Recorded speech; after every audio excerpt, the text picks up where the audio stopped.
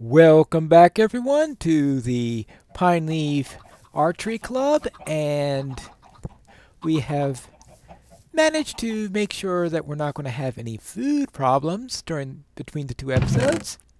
I now have plenty of cooked chickens and plenty of pumpkin pies. I decided to start a little pumpkin patch up here, and I've been getting quite a few pumpkins in there and using it with eggs and sugar, which is a nice, easy recipe. I think the trickiest bit is getting the eggs, but I no longer have that problem. Once you get a collection of chickens like I have, eggs is not going to be a problem. I think at one point I wondered, how is it that 1:8 ratio, creating chickens and all that stuff, going to make it so that you could keep a nice collection of chickens? Well, I found out for sure. And then lately I've just been tossing them and using them to understand how far I could throw things. Now, it'd be nice if you could make a chicken golf course. But unfortunately, the problem about doing this is that there's 1 in 8 chance of it turning into a movable object, which is going to run away from the point, so you'll never know where the thing landed. And in the other 7 cases, it disappears completely. Certainly not an optimal situation. Alright, anything else we got in here? Other than a couple of saddles. At some point, I am going to have to go and go out and tame a horse, but first I want to make sure I know where everything is before I start going around taming horses, because with all these chickens around, I think the last thing I need is to start adding horses into the mixture. And in fact, what happened since the last episode, I've gotten so many chickens that I started doing like what you just saw me do earlier, throw eggs all over the place, and now I have chickens running all over, which is going to fit in with the theme of the first hole of my course, because I've started to think about the matters of where to build my first hole, and I think my first hole is going to be starting right about, it's either going to be right here or right on that hill there. I haven't decided yet. And as for the clubhouse, one possibility I was thinking of is right here, but I think this hill's too small to be against it. And if this is the first tee, it's a little bit too close to the clubhouse for my liking. Now, I was thinking is I could put the clubhouse against this hill back here, and that might make a nice comfy spot, a place overlooking the water, and that could be a nice clubhouse. Now, the disadvantage of that is this is going to be hole 10. Yes, hole 10 is going to be underground. As basically, I was wondering, what am I going to do? Am I going to have to tear up this abandoned mine shaft? No, it's going to turn into hole 10. Now, obviously, I'm going to have to pretty it up before I do that, but first I want to make sure exactly what path I want for hole 10. And hole 10 is, well, we've got an entire front 9 to do before we have to worry about that. And if that's hole 10 and that's hole 1, then the clubhouse, ideally I think a clubhouse should be between holes 1 and 10. So I may put the clubhouse here as another possibility, or here. So I have 3 potential locations for it. Now, you see I'm holding this book here, and now what's this all about? Ah, yes. In here, I'm going to keep track of people who had given me nice suggestions or anything like this, nice ideas that might have helped me. Now, this is for anything to do with any of the Pineleaf Plays the Archer series, and maybe even some other type of things that involved with my YouTube channel. So, for example, here's a list of them. So this is for Season 1 starting on January 3rd, and these are the 6 items that I have within the archery series. And so week 1, which I should have shown you this last week, but week 1, the person of note is Andang, And Andang, he made 3 suggestions related to Mountain Blade in hopes that it will help improve my game. He told me about the quests being in taverns, which is probably going to be in the long run the most useful of them. Telling me how to make melee attacks and using the mouse to control the direction. Yes, I see I'm beginning to get a little bit control over that, but anyone who saw my Mountain Blade episode last time knows that it's not like it did me much good, because I'm still missing. And helping others to gain some favor, and unfortunately I misspelled helping there, so I'm going to have to take care of that. Now for week 2, oh yes, week 2, the person of note is Bonnie Bew.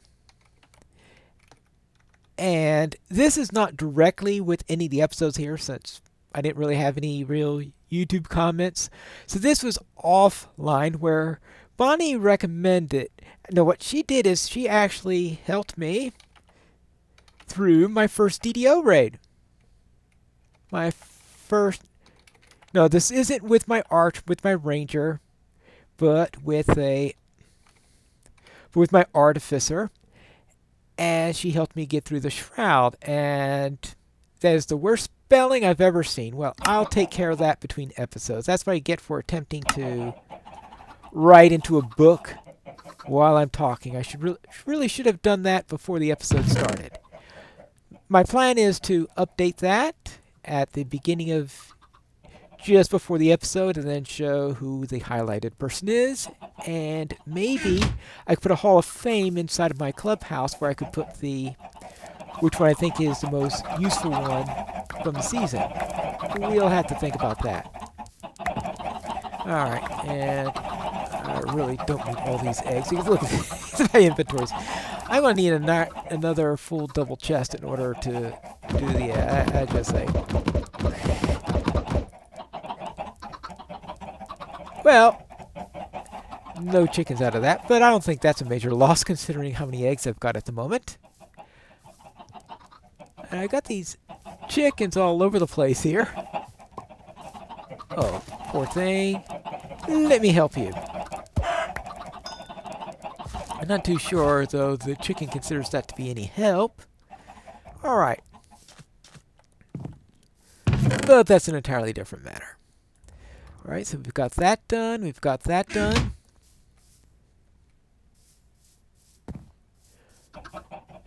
So the big thing that I want to do today is to pace out the first hole.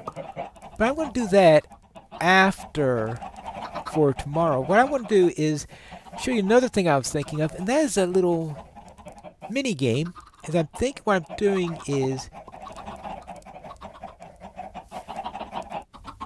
creating a corral such as this. We could throw in a number of chicken eggs, and you'll get a number of chickens, of course. And seeing how quickly you can deal with the chickens of course, with archery. So let's say if I had... Oh, where's my bow? Oh yeah, there's my bow. Right now I've got... How many arrows? 55 arrows. So let's see how many shots it takes me to get... 4 chickens? Well... That's 1 down. 2 down. So that's a nice way of getting some practice. Now, of course, the density here makes it virtually impossible to miss. I'm going to hit a chicken somewhere, even if I'm the worst shot in the world. And I collect all this stuff. And a couple of chickens escape, of course, in the process. Now, let's see. Do I still... Apparently, killing the chickens does consume the arrow permanently. Alright, that's something to know.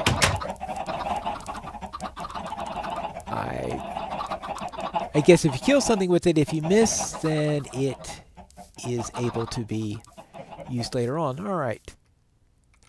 That's something that's good to know. Now, let me save these eggs. I guess that also.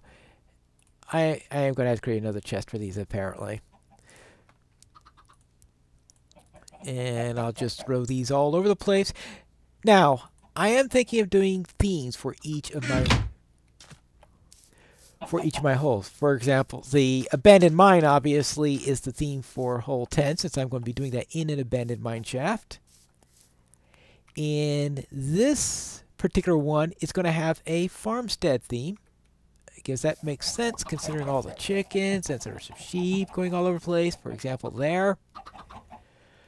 So that's going to be my theme for my first hole. Okay, well, I got one chicken out of that.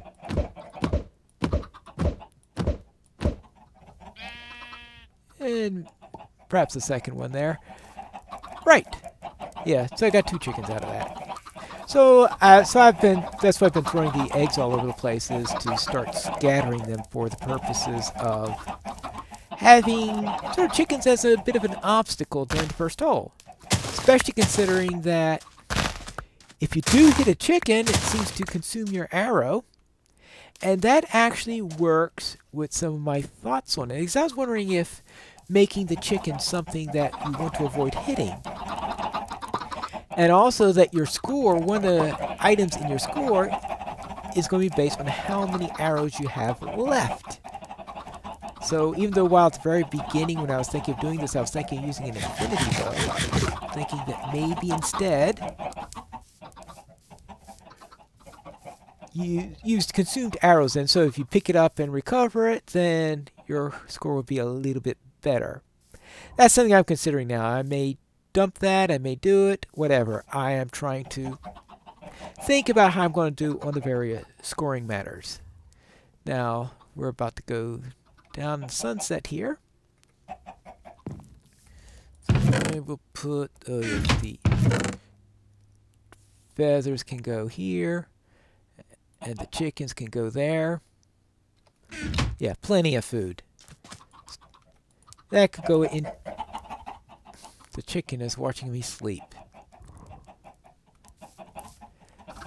Now that we've got that done, now let's start pacing out the first hole. Now I'm going to first look at it on the matter of what if this is our first starting place for our first hole. So how far can I shoot the arrow? Now, when I've been throwing eggs earlier, I think I've been able to throw it over the hill. So let's say if I throw it there. Now, frankly, I have no idea where that landed. And that can be a bit of a problem.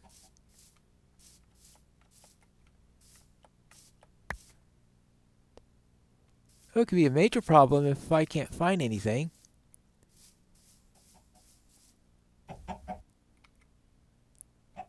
Oh, no, that wasn't a... Actually, I really should keep the arrows here so that if it got back into my inventory, I will know it immediately. Alright, that does tell me that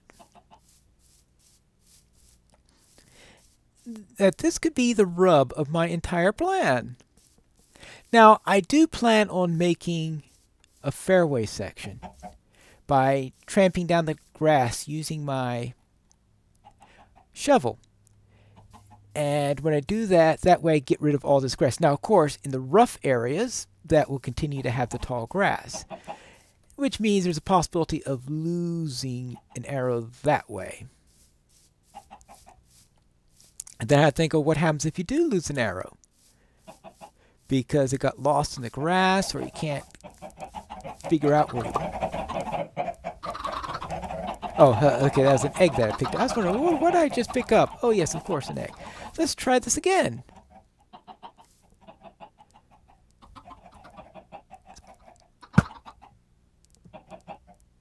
Yeah, I probably knocked it right down into that shaft down there. I bet you that's what I did. And it's probably what I did last time also.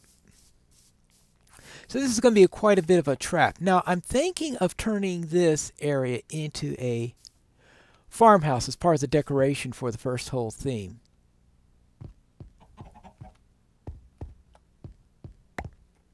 Yeah, this is...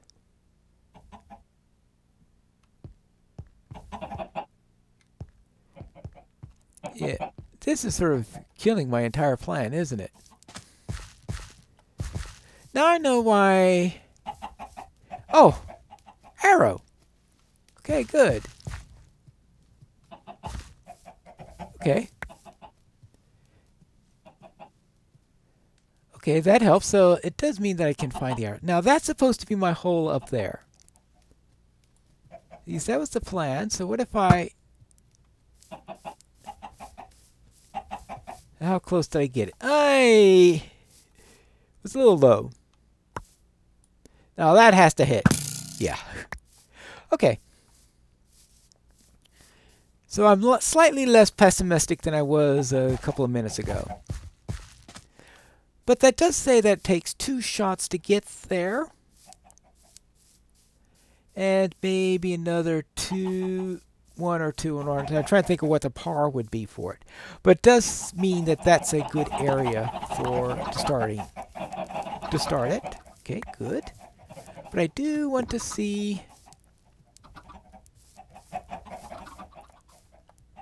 Try this a few times. Oh, what I wanted to do was to get some redstone. Now, I picked up some redstone in the abandoned mine. It wasn't mined. It was instead taken from various chests. And I was thinking making a couple of redstone torches. Well, for now, I'll just make one. I'll make a redstone torch. And I'll also make a couple of... Let's see. What do you need for buttons? Well, I know you can make a button out of wood. Alright, I'll make the wooden button then. So spruce wood, wood. Actually, I think I need... Alright, let's take this birch, turn that into planks, and turn that into 4 buttons. Because the idea of this is that I want to be able to hit the button. That would be part of the object of making my shot here.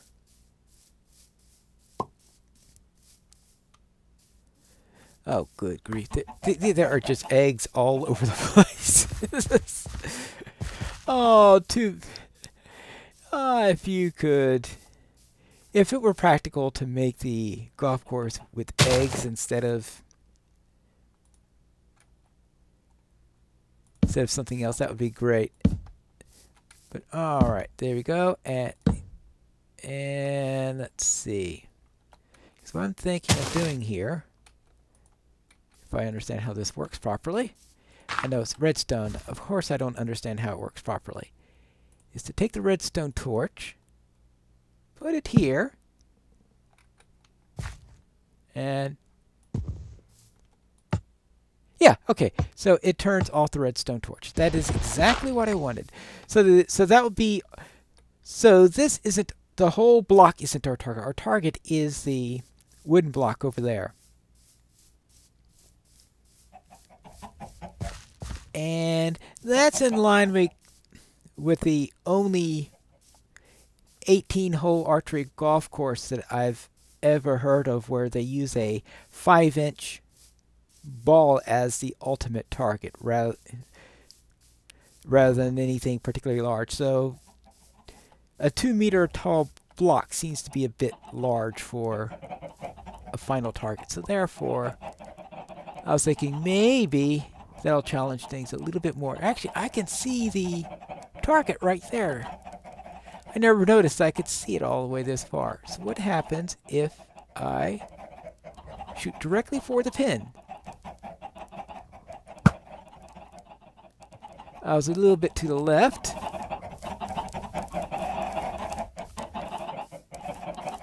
But now this could see how far I got.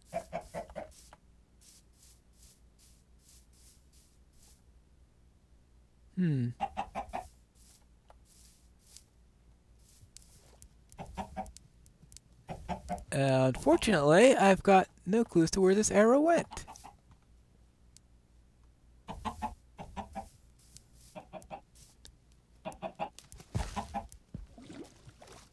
Oh, arrow! Yeah. I'm going to have to think about this because it is certainly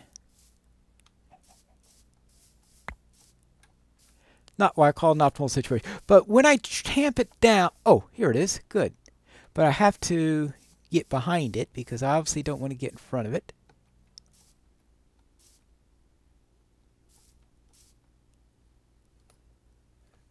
And I just saw the arrow there a moment ago, didn't I?